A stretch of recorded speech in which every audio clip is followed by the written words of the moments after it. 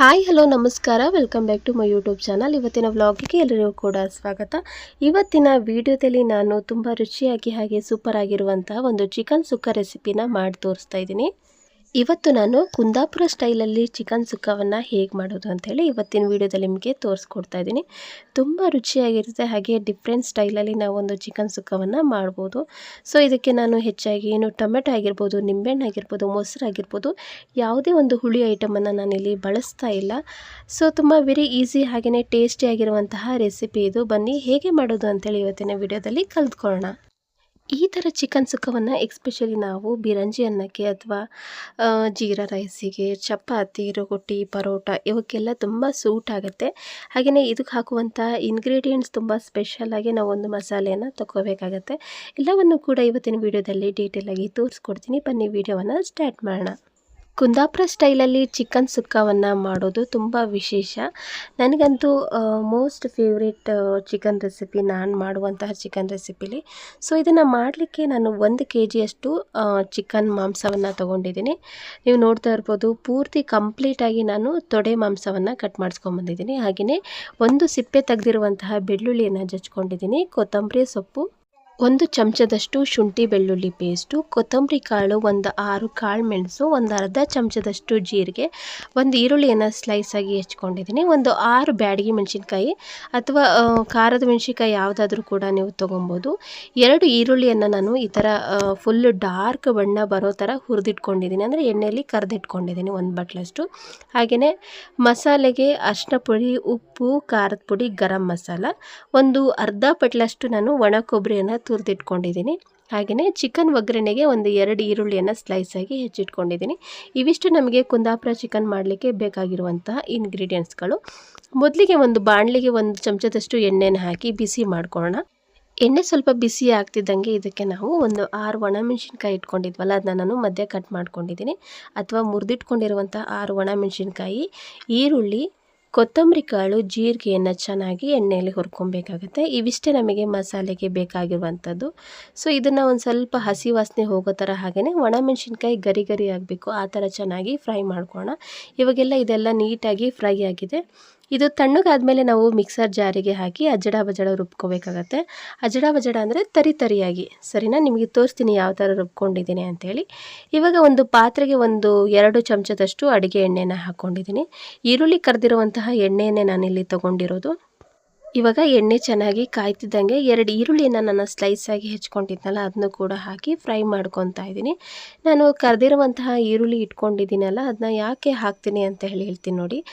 ನಾವು ಈ ಥರ ಸುಕ್ಕ ರೆಸಿಪಿ ಆಗಿರ್ಬೋದು ಅಥವಾ ಬಿರಿಯಾನಿಗಳಿಗೆ ನಾವು ಕರೆದಿರೋ ಆನಿಯನ್ನ ಹಾಕೋದ್ರಿಂದ ನಮ್ಮ ರೆಸಿಪಿ ತುಂಬ ಚೆನ್ನಾಗಿ ಬರುತ್ತೆ. ಹಾಗೆಯೇ ಆ ಈರುಳ್ಳಿ ತಿಂತಾ ಇದ್ರೇ ಟೇಸ್ಟ್ ಇನ್ನೂ ಸಹ ಹೆಚ್ಚಾದಂಗೆ ಫೀಲ್ ಆಗುತ್ತೆ. ಸೊ ಹಾಗಾಗಿ ನಾನು 2 ಕರೆದಿರುವಂತಹ ಈರುಳ್ಳಿಯನ್ನು ನಾನು ತೆಗೆದಿಟ್ಕೊಂಡಿದ್ದೀನಿ ಮುಂಚೆನೇ. ಇವಾಗ ಈರುಳ್ಳಿ ಚೆನ್ನಾಗಿ ಫ್ರೈ ಆಗ್ತಾಯಿದೆ. ಈಗ ನಾವು ಕಟ್ ಮಾಡಿ ಇಟ್ಕೊಂಡಿರುವಂತಹ ಚಿಕನ್ನ ಇದಕ್ಕೆ ಸೇರಿಸ್ತಾ ಹೋಗೋಣ. ನಾನು 1 kg ಚಿಕನ್ನ ತೊಗೊಂಡಿದ್ದೀನಿ. ಸೊ ಇದನ್ನು ಈಗ ಎಣ್ಣೆಯಲ್ಲಿ ಚೆನ್ನಾಗಿ ಫ್ರೈ ಮಾಡ್ಕೋಬೇಕಾಗತ್ತೆ. ಈ ಥರ ಚಿಕನ್ ರೆಸಿಪಿ ನಮ್ಮ ಮನೇಲಿ ತುಂಬ ಇಷ್ಟಪಟ್ಟು ತಿಂತಾರೆ, ಹಾಗೆ ಡಿಮ್ಯಾಂಡ್ ಮಾಡ್ತಾರೆ. ಪ್ರತಿ ಸಲ ಚಿಕನ್ ತಂದಾಗ ಕುಂದಾಪುರ ಸ್ಟೈಲಲ್ಲಿ ಚಿಕನ್ ಮಾಡಿಕೊಡು ಅಂತ ಹೇಳ್ತಾರೆ. ಸೊ ನನಗಂತೂ ತುಂಬ ಇಷ್ಟ. ಸೊ ನಾನು ಖುಷಿಲೇ ಮನೇಲಿ ಮಾಡ್ತೀನಿ. ಇವಾಗ ಚಿಕನ್ ಹಾಕೊಂಡಾಗಿದೆ, ಚೆನ್ನಾಗಿ ತಿರುವಾಡ್ಕೊಳ್ಳೋಣ. ತುಂಬ ಕೈ ಆಡಿಸ್ಕೊಳ್ಳೋದು ಬೇಡ. ಯಾಕೆ ಅಂತ ಅಂದರೆ ನಾವು ಇದನ್ನು ತುಂಬ ಹೆವಿಯಾಗಿ ಬೇಯಿಸೋದು ಇಲ್ಲ ಕೂಡ ಚಿಕನ್ನ. ಸೊ ನಿಮಗೆ ತುಂಬ ಚೆನ್ನಾಗಿ ಚಿಕನ್ ಬೆಂದು ಬರಬೇಕು ಅಂದರೆ, ಎಲ್ಲಿಂದ ಸಪ್ರೇಟ್ ಆಗಬೇಕು ಆ ಮಾಂಸ ಅಂತ ಅಂದರೆ ನೀವು ಚೆನ್ನಾಗಿ ಬೇಯಿಸ್ಕೊಬೋದು. ನಮ್ಮನೇಲಿ ಹೆಚ್ಚಾಗಿ ಸ್ವಲ್ಪ ಕುರುಮ್ ಅನ್ನೋ ಥರ ಇರಲಿ ಅಂತ ಹೇಳ್ತಾರೆ ಚಿಕನ್ನ. ಸೊ ಹಾಗಾಗಿ ನಾನು ಹೆಚ್ಚಾಗಿ ಏನು ಚಿಕನ್ ಬೇಯಿಸೋದಿಲ್ಲ. ಇವಾಗ ಒಂದು 2 ನಿಮಿಷ ಬಿಟ್ಟಿದ್ದೆ. ಇದಕ್ಕೆ ನಾವು ಅರಿಶಿನದ ಪುಡಿ, ಉಪ್ಪು, ಹಾಗೆಯೇ ಮಸಾಲೆ ಪುಡಿ ಏನು ಅಂತ ಅಂದರೆ ಗರಂ ಮಸಾಲ ತೊಗೊಂಡಿದ್ದೀನಿ 1 ಚಮಚದಷ್ಟು. ಗರಂ ಮಸಾಲ ಹಾಗೆಯೇ ಖಾರದ ಪುಡಿನ ಹಾಕಿ ಚೆನ್ನಾಗಿ ತಿರುವಾಡ್ಕೊಳ್ಳೋಣ. ನೀವು ಖಾರ ಆಪ್ಷನಲ್, ಖಾರ ಬೇಕು ಅಂತಂದರೆ ನೀವು ಖಾರದ ಪುಡಿನ ಆ್ಯಡ್ ಮಾಡ್ಬೋದು, ಇಲ್ಲ ಅಂದರೆ ನಡೆಯುತ್ತೆ. ನಮ್ಮನೇಲಿ ನಾವು ಹೆಚ್ಚಾಗಿ ಖಾರ ತಿನ್ನೋದ್ರಿಂದ ಒಣಮೆಣಸಿನ್ಕಾಯಿ ಹಾಕಿದ್ರೂ ಕೂಡ ಇದಕ್ಕೆ ನಾನು 1 ಚಮಚದಷ್ಟು ಖಾರದ ಪುಡಿ ತೊಗೊಂಡಿದ್ದೀನಿ. ಹಾಗೆಯೇ ಮೆಣಸಿನ್ಕಾಯಿ ಒಂದೊಂದು ಖಾರ ಬರೋದಿಲ್ಲ. ಆವಾಗ ನಾವು ಏನು ಮಾಡಬೇಕಂದ್ರೆ ಅಡಿಷ್ನಲ್ ಆಗಿ ಕಾಳು ಮೆಣಸನ್ನು ಸೇರಿಸ್ಬೋದು. ನಾನು 6 ಕಾಳು ಮೆಣಸನ್ನು ತೊಗೊಂಡಿದ್ದೀನಿ. ನಿಮಗೆ ಹೆಚ್ಚಿಗೆ ಬೇಕಂದರೆ ನೀವು ಹೆಚ್ಚಿಗೆ ಸಹ ಹಾಕ್ಬೋದು. ಒಂದು 5 ನಿಮಿಷದಷ್ಟು ಇದು ಚೆನ್ನಾಗಿ ಉಪ್ಪು ಖಾರ ಹಿಡೀಲಿ. ಸೊ ಇವಾಗ ನಿಮಗೆ ಪ್ಲೇಟ್ ತೆಗೆದು ತೋರಿಸ್ತಾ ಇದ್ದೀನಿ. ಚಿಕನ್ ಒಂದು 1/4 ಭಾಗದಷ್ಟು ಚೆನ್ನಾಗಿ ಬೆಂದಿದೆ, ಹಾಗೆ ನೀರು ಸಹ ಬಿಟ್ಕೊಂಡಿದೆ.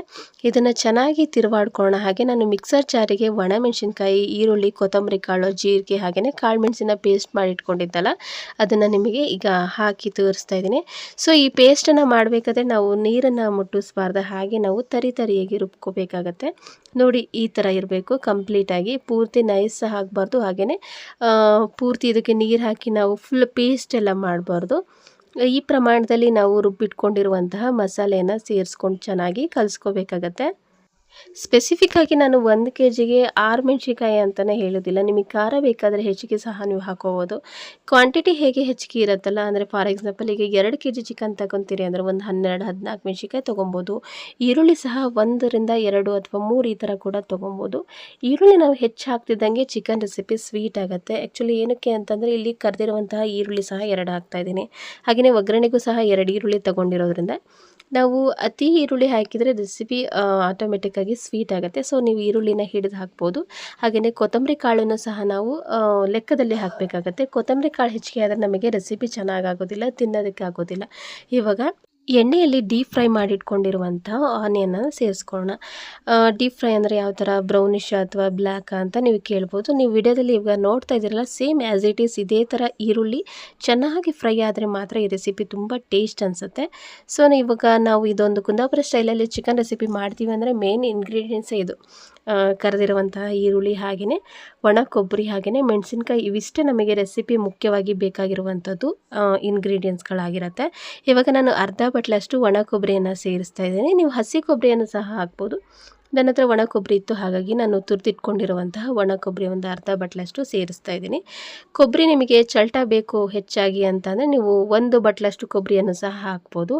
ಬೇಕಾದರೆ ಕೊಬ್ಬರಿಯನ್ನು ನೀವು ಸ್ವಲ್ಪ ತವದಲ್ಲಿ ಬೆಚ್ಚಗೆ ಮಾಡಿಕೊಂಡು ಸ್ವಲ್ಪ ಅರಿಶಿನ ಪುಡಿ ಹಾಕಿ ಬೆಚ್ಚಗೆ ಮಾಡಿಕೊಂಡು ಕೂಡ ಸೇರಿಸ್ಬೋದು. ನಾನು ಆ ಥರ ಏನೂ ಮಾಡಿಲ್ಲ, ಡೈರೆಕ್ಟಾಗಿ ಒಣ ಕೊಬ್ಬರಿಯನ್ನು ಸೇರಿಸಿದೆ. ಇವಾಗ ಇದಕ್ಕೆ ಒಂದು ಸ್ವಲ್ಪ ಕೊತ್ತಂಬರಿ ಸೊಪ್ಪನ್ನು ಹಾಕಿ ಮುಚ್ಚಳವನ್ನು. ಇವಾಗ ಇದು ಒಂದು 10 ನಿಮಿಷ ಚೆನ್ನಾಗಿ ಲೋ ಫ್ಲೇಮಲ್ಲಿ ಬೆಂದರೆ ಕುಂದಾಪುರ ಸ್ಟೈಲಲ್ಲಿ ಚಿಕನ್ ಸುಕ್ಕ ರೆಡಿಯಾಗಿರುತ್ತೆ. ಇವಾಗ ಒಂದು 10 ನಿಮಿಷ ಆಗಿದೆ, ತೋರಿಸ್ತಾ ಇದ್ದೀನಿ ನೋಡಿ. ಯಾವುದೇ ರೆಸಿಪಿ ಆದರೂ ಕೂಡ ಚೆನ್ನಾಗಿ ಎಣ್ಣೆ ಬಿಟ್ಕೊಂಡ್ಮೇಲೆ ರೆಸಿಪಿ ಚೆನ್ನಾಗಿ ಬಂದಿದೆ ಅಥವಾ ಬೆಂದಿದೆ ಅಂತ ಗೊತ್ತಾಗುತ್ತೆ. ಇವಾಗ ನಾನು ಮಾಡಿರುವಂತಹ ಕುಂದಾಪುರ ಸ್ಟೈಲಲ್ಲಿ ಚಿಕನ್ ಸುಕ್ಕ ಚೆನ್ನಾಗಿ ಎಣ್ಣೆಯನ್ನು ಬಿಟ್ಕೊಂಡು ಒಂದು ಒಳ್ಳೆ ಕಲರ್ ಸಹ ಬಂದಿದೆ. ನೀವಿಲ್ಲಿ ನೋಡ್ತಾ ಇರ್ಬೋದು ಕಲರ್ ಹೇಗೆ ಬಂದಿದೆ ಅಂತೇಳಿ. ನಾವು ಒಣಮೆಣಸಿನ್ಕಾಯಿನ ರುಬ್ಬಿ ಹಾಕಿರೋದ್ರಿಂದ ಈ ಥರ ಒಂದು ಒಳ್ಳೆ ರೆಡ್ ಕಲರ್ ಬರುತ್ತೆ. ತುಂಬ ಚೆನ್ನಾಗಿ ರೆಸಿಪಿ ಸಹ ಬಂದಿದೆ. ಈ ರೆಸಿಪಿಯನ್ನು ನೀವಂತೂ ಮನೇಲಿ ಪಕ್ಕಾ ಟ್ರೈ ಮಾಡಲೇಬೇಕು. ಮಾಡಿದ್ಮೇಲೆ ಹೇಳಿ ರೆಸಿಪಿ ಹೇಗೆ ಬಂದಿತ್ತು ಅಂತೇಳಿ, ನಿಜವಾಗ್ಲೂ ಇಷ್ಟ ಆಗುತ್ತೆ. ಏನಕ್ಕೆ ಅಂತಂದರೆ ನಾವು ನಾರ್ತ್ ಕರ್ನಾಟಕದವರು ಒಂದೇ ಥರ ರೆಸಿಪಿನ ತಿಂದು ನಮಗೂ ಕೂಡ ಸ್ವಲ್ಪ ಚೇಂಜಸ್ ಬೇಕು ಅನಿಸ್ತಾ ಇರುತ್ತೆ. ಸೊ ಈ ಥರ ನಾವು ಮಂಗಳೂರು ಸ್ಟೈಲ್ ಅಥವಾ ಕುಂದಾಪುರ ಸ್ಟೈಲಲ್ಲಿ ನಾವು ಚಿಕನ್ ಮಾಡ್ಕೊಂಡು ತಿನ್ನೋದ್ರಿಂದ ನಮಗೂ ಒಂದು ಸ್ವಲ್ಪ ಟೇಸ್ಟಲ್ಲಿ ಚೇಂಜ್ ಅನಿಸುತ್ತೆ, ಹಾಗೆಯೇ ಬಾಯಿ ಚಪ್ಪರಿಸ್ಕೊಂಡು ಕೂಡ ತಿಂತೀವಿ. ಸೊ ಇವಾಗ ರೆಸಿಪಿ ಚೆನ್ನಾಗಿ ಕಂಪ್ಲೀಟಾಗಿ ಆಗಿದೆ. ಇದನ್ನು ಒಂದು ತಟ್ಟೆಯಲ್ಲಿ ತೆಗೆಯೋಣ. ಕುಂದಾಪುರ ಚಿಕನ್ ಸುಕ್ಕಕ್ಕೆ ನಾನು ಬಿರಂಜಿ ಅನ್ನವನ್ನು ಮಾಡ್ಕೊಂಡಿದ್ದೀನಿ. ಬಿರಂಜಿ ಅನ್ನವನ್ನು ಹೇಗೆ ಮಾಡೋದು ಅಂಥೇಳಿ ನೀವು ಕೇಳ್ತಾ ಇದ್ರಿ ಅಂದರೆ, ನನ್ನ ಚಾನಲಲ್ಲಿ ಪ್ಲೇಲಿಸ್ಟ್ ಕ್ರಿಯೇಟ್ ಮಾಡಿದ್ದೀನಿ ರೆಸಿಪಿ ಅಂಥೇಳಿ. ಅದರಲ್ಲಿ ನಾನು ಬಿರಂಜಿ ಅನ್ನವನ್ನು ಹೇಗೆ ಮಾಡೋದು ಅನ್ನೋದು ಕೂಡ ಒಂದು ಡೀಟೇಲಾಗಿ ಒಂದು ವಿಡಿಯೋ ಮಾಡಿ ಹಾಕಿದ್ದೀನಿ. ಅಲ್ಲಿ ಹೋಗಿ ನೀವು ಚೆಕ್ ಮಾಡಿಕೊಂಡ್ರಿ ಅಂದರೆ ಬಿರಂಜಿ ಅನ್ನವನ್ನು ಹೇಗೆ ಮಾಡೋದು ಅಂಥೇಳಿ ಕಲ್ತ್ಕೊಬೋದು. ಹಾಗೆಯೇ ಇದಕ್ಕೆ ನಾನು ಕಟ್ ಮಾಡಿರುವಂತಹ ಈರುಳ್ಳಿ ಹಾಗೆ ಲಿಂಬೆಹಣ್ಣನ್ನು ಇಟ್ಕೊಂಡಿದ್ದೀನಿ. ಸೊ ಒಂದು ಸೂಪರ್ ಆಗಿರುವಂತಹ ಖಾರವಾಗಿರುವಂತಹ ರುಚಿಯಾದ ಕುಂದಾಪುರ ಸ್ಟೈಲ್ ಚಿಕನ್ ಸುಕ್ಕ ರೆಸಿಪಿ ರೆಡಿಯಾಗಿದೆ. ಇವಾಗ ಏನಿದ್ರು ಒಂದು ಟೇಸ್ಟ್ ಮಾಡೋದು, ಮನೆಯಲ್ಲಿ ಕಾಂಪ್ಲಿಮೆಂಟ್ ತೊಗೊಳ್ಳೋದಷ್ಟೇ. ನೀವು ಸಹ ಈ ರೆಸಿಪಿನ ಮನೆಯಲ್ಲಿ ಟ್ರೈ ಮಾಡಿ, ಹಾಗೆಯೇ ಹೇಗಾಗಿತ್ತು ಅಂತೇಳಿ ನನಗೆ ಕಾಮೆಂಟಲ್ಲಿ ತಿಳಿಸಿ. ಸೊ ಫೈನಲಿ ರೆಸಿಪಿ ರೆಡಿಯಾಗಿದೆ. ಹಾಗೆಯೇ ನೀವೇನಾದರೂ ಫಸ್ಟ್ ಟೈಮ್ ನನ್ನ ವೀಡಿಯೋಸ್ನ ವ್ಲಾಗ್ಸ್ನ ನೋಡ್ತಾ ಇದ್ರಿಂದ ನನ್ನ ಚಾನಲ್ಗೆ ತಪ್ಪದೆ ಸಬ್ಸ್ಕ್ರೈಬ್ ಮಾಡ್ಕೋಬೇಕು. ನೀವು ಸಬ್ಸ್ಕ್ರೈಬ್ ಮಾಡ್ಕೊಳ್ಳೋದ್ರಿಂದ ನಾನು ಹಾಕುವಂಥ ಎಲ್ಲ ವೀಡಿಯೋಸ್ಗಳು ಫಸ್ಟಿಗೆ ನಿಮಗೆ ಸಿಗುತ್ತೆ. ಸೊ ಇವತ್ತಿನ ವ್ಲಾಗ್ನ ನಾನು ಇಲ್ಲೇ ಎಂಡ್ ಮಾಡ್ತಾಯಿದ್ದೀನಿ. ರೆಸಿಪಿ ತುಂಬ ಸೂಪರಾಗಿದೆ. ಸೊ ನೀವು ಕೂಡ ಮನೇಲಿ ಟ್ರೈ ಮಾಡಿ ಹೇಗಾಗಿತ್ತು ಅಂತ ನನಗೆ ತಿಳಿಸಿ. ಮತ್ತೊಂದು ವಿಡಿಯೋದ ಜೊತೆಗೆ ಸಿಗ್ತೀನಿ. Thanks for watching my video. Thank you.